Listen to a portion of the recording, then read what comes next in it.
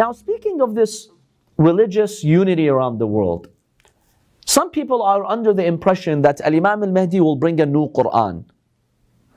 And a lot of schools of thought are critical of us, the Shia, that you guys believe the Mahdi is going to bring the new Quran. So what's going on with this? There are ahadith that might indicate that the Imam alayhi salam will bring a new book in reference to the book of Allah subhanahu wa ta'ala. How do we understand this new book? Allah will send him with a new book. We firmly believe that after the Quran there will be no other divine book. So what is this new book that some ahadiths indicate? When we examine the context of these hadiths, it becomes clear what's meant by the new book. One tafsir, one explanation is that at the time of the Mahdi, people will have changed the meanings of the Quran so much. They've corrupted the tafsir of the Quran so much, such that when the Mahdi restores the actual tafsir of the Quran as God revealed it, people will feel like it's a new book. What is this? This is new. What are you talking about? Who said this? Yes, this will happen. We've seen how throughout history people tamper with the meanings of the Quran. Especially today, it's getting accelerated. Today there's an influx, a flood of people who consider themselves intellectuals online on YouTube channels, and they have millions of views. They sit there and they try to implement theories on the Quran. And every day they give you a new meaning. Some of it, if it's based on correct tafsir, may be legitimate. A lot of it, it's just people inserting their opinion. Well, imagine 10 years from now, 100 years from now, the new generations, they're going to be raised having an understanding of the Quran that's way different than what the Prophet taught. So when the Mahdi will come and he will examine the Quran as it was revealed, its correct tafsir, people will think it's a new book. So it's not technically a new book that he brings. It's the same Quran, but he will restore the original meaning of the Quran. There are hadiths about that. يَعْطِفُ الرَّأْيَ عَلَى الْقُرْآنِ كَمَا عَطَفُ الْقُرْآنَ عَلى الرَّأْيِ. People, they take the Quran and they make it conform to their opinions. The Mahdi will do the other way. He will take the opinions of people and conform it to be compatible with the Quran, not the other way. Don't play around with the Quran so it agrees with what you believe. No. Adjust your beliefs so it's in line with the Quran. Another possibility scholars have mentioned, there are some scholars who believe the current sequence of the chapters, and maybe even some verses, is not the sequence that the Prophet left. Later on, the companions gathered and they decided on the sequence that we see in the Quran. Scholars are split on this. Some of them believe the Prophet assigned the sequence. Sunnis, they say no. Companions, they gathered, they came up with the sequence. Some Shia scholars might also believe in this. So when the Mahdi brings the actual Quran, he will restore the original sequence that was revealed on the Prophet.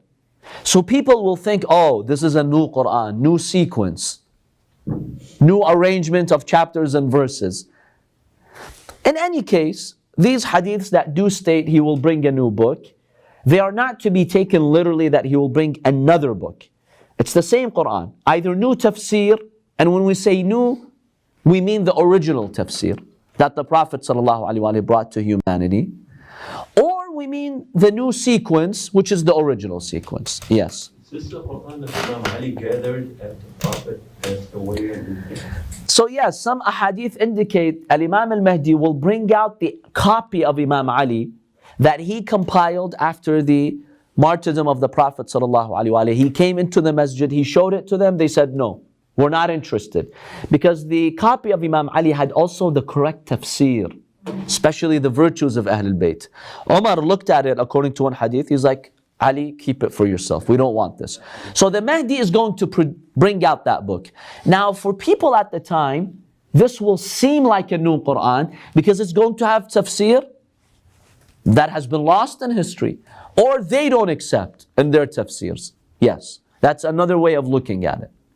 But we don't believe that he's going to bring volume 2 of the Quran, or a new book. This is something that's unfounded. What about some controversial events that the Imam will do in terms of destroying mosques? Because some also accuse us, you guys believe in a Mahdi who's going to destroy Masjid al-Haram. Yes, this is in our hadith, that the Imam will modify the structure of Masjid al-Haram. But the hadith is very clear in its wording. The Imam alayhi salam, in this hadith, basically states that he will restore Masjid al-Haram to its original structure. Why do you think that is the case? What do you think is going on today around Masjid al-Haram? Maqam Ibrahim was moved. Maqam Ibrahim was moved, he'll restore it. But the structure itself, because the hadith says even Masjid al-Haram, he'll make changes to its structure. So all these hotels and Some people today, literally, I've seen Americans calling Mecca the new Las Vegas because of the high towers around Masjid al-Haram. Fancy hotels and buildings. See, that defeats the whole purpose of Hajj and the Kaaba. It's a place where you should feel the humbleness, not a fancy place. So yes, Imam al-Mahdi is going to restore Mecca to a state that allows you to focus on your spirituality. Not a place where you go and you're spending 90% of your Hajj time in these fancy buildings. So it's not that the Imam is coming to destroy Masjid al-Haram. No, he's going to restore Masjid al-Haram to a state that's acceptable for ibadah and worship. That's what these ahadith indicate. And by the way, we have hadiths that he's going to do this to all mosques. Even in Iraq, in Kufa, in Hijaz, everywhere. Anywhere that the mosque is distracting people. Today, look at in some Gulf countries what they're doing. The billions they're spending on some mosques, right? They've turned into museums. In the era of Imam al-Mahdi, he doesn't want museums. You don't go to the masjid for you to have a tour of seeing a beautiful museum. That distracts you from your purpose in life. You can do that elsewhere, not in the masjid. The masjid is sacred. It's the house of Allah subhanahu wa ta'ala. SubhanAllah, you go to the house of Allah to remember dunya. Look at the irony. You go to the house of God to think of other than God. That's an insult to Allah. That's like you invite me as your guest. I go to your house as your guest. I do everything but talk to you, but spend time with you. I go into your kitchen, I play around with your cabinets, and I see your valuables the whole time. You're like, Habibi, okay, I understand you saw it, but I invited you so we can have a good time with each other. Well, that's what's happening to the masajid around the world. People are going there distracted by these structures. Imam al-Mahdi is going to eliminate that. That's not, do you find that something derogatory? Something negative? No. It's not that he's desanctifying the masjid as some accuse him. Yes, Sayed. This literally is happening today in modern Turkey. A lot of their mosques are museums. Have turned into museums, yes. Westerners come and visit it. Absolutely. Islam discourages that.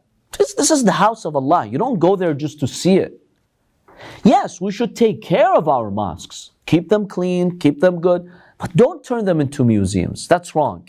So the Imam alayhi salam will stop that, uncalled tradition of turning mosques into museums. Yes. Maqamat al-Iraq of Karbala, they're so beautiful inside. Is that something that what you were talking about? Shouldn't be so, to worship God.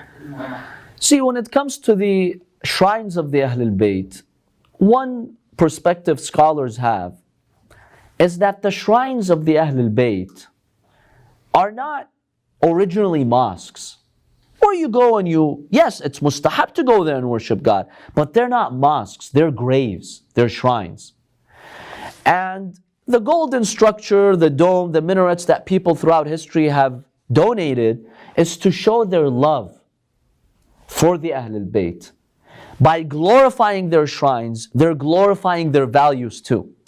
So maybe scholars think that these ahadith, which talk about the Imam alayhi salam restoring the mosque, may not be applicable to the shrines. Because the shrines serve a different purpose. Whereas a masjid serves a different purpose, even though oftentimes you can combine the two. But people go to the shrine to visit the Imam and remember his values. And then, yes, you also worship God and you pray. But remember, initially this was not a mosque. It's a shrine, it's a grave that people turned into a shrine. So maybe that will be spared from this new system. Maybe at the time of the Imam, he'll just bring a new system, and even the shrines, the Imam will, change their structure. Allahu A'lam. We don't know. How long will he stay the Imam? We'll talk about that in our next class. Inshallah.